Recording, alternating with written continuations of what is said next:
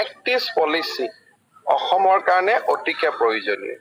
গতিকে আমাৰ কাৰণে বৈদেশিক পৰিক্ৰমা দপ্তৰটো খুব প্ৰয়োজনীয় আছিল, কিন্তু চেণ্ট্ৰেলত এনেকুৱা ডিপাৰ্টমেণ্ট অসমৰ কাৰণে পোৱাটো বহুতখিনি ভাবিবলগীয়া আৰু সাধাৰণতে পোৱা নাযায়।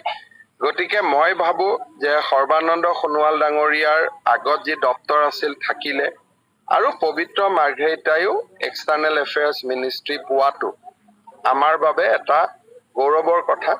আৰু মই অলপ ব্যক্তিগতভাৱেও ভাল পাইছো যে আমাৰ শুৱালকুছিত টেক্সটাইল আছে, গতিকে তেখেতে টেক্সটাইল মন্ত্ৰীও পাইছে। গতিকে মই ভাবো যে অসমৰ কাৰণে এইবাৰ কেন্দ্ৰীয় মন্ত্ৰীসভাৰ যিটো গঠন হ'ল অসমৰ কাৰণে ভাল, বিশেষকৈ Bangladesh, Bhutan, Myanmar, Singapore, Thailand, এই সাউথ ইষ্ট এছিয়াক লৈ আমি যিটো পৰিকল্পনা ইমান দিন কৰি আছিলো, পবিত্ৰ মাৰ্ঘেৰিটাৰ উপস্থিতিত আমি সেইটো আগুৱাই যাব পাৰিম। এক্সটাৰ্নেল এফেয়াৰ্ছ ডিপাৰ্টমেণ্টৰ যে ৰাজ্যিক মন্ত্ৰী দায়িত্ব আছে, এডভান্টেজটো ছাৰ কোনটো দিশৰ পৰা ইমান বেছিকৈ পোৱা গ'ল, যিটো আগতে দিয়া নাছিলে?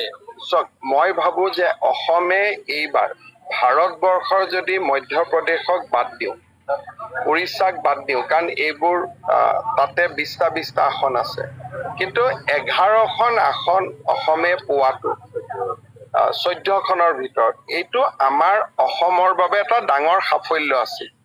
আৰু মোদী ডাঙৰীয়াই 11খন আসন আমি পোৱাটোক স্বীকৃতি দিছে।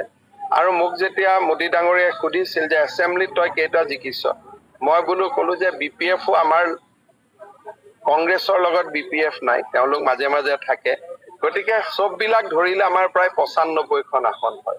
আৰু ইমান ডাঙৰ ফলাফল এটা দিল্লীয়েও আশা কৰা নাছিলে। দিল্লীয়ে সদায় মোক ভাবি আছিল যে মই 8-9খনেই দিব পাৰিম। গতিকে 11খন আসন দিয়া, 90খনতকৈ ওপৰৰ চিটত বিধানসভাত বিজয়ী কৰোৱা, মই ভাবো যে অসমত আমি বহুত ভাল আঁচনি এইবাৰ আনিব পাৰিম। অসমৰ খোপনি দিল্লীত আগতকৈ বহুত সুদৃঢ় হ'ব। পবিত্ৰ মাৰ্ঘেৰিটাই মন্ত্ৰীৰ দায়িত্ব পোৱাটো গৌৰৱৰ কথা।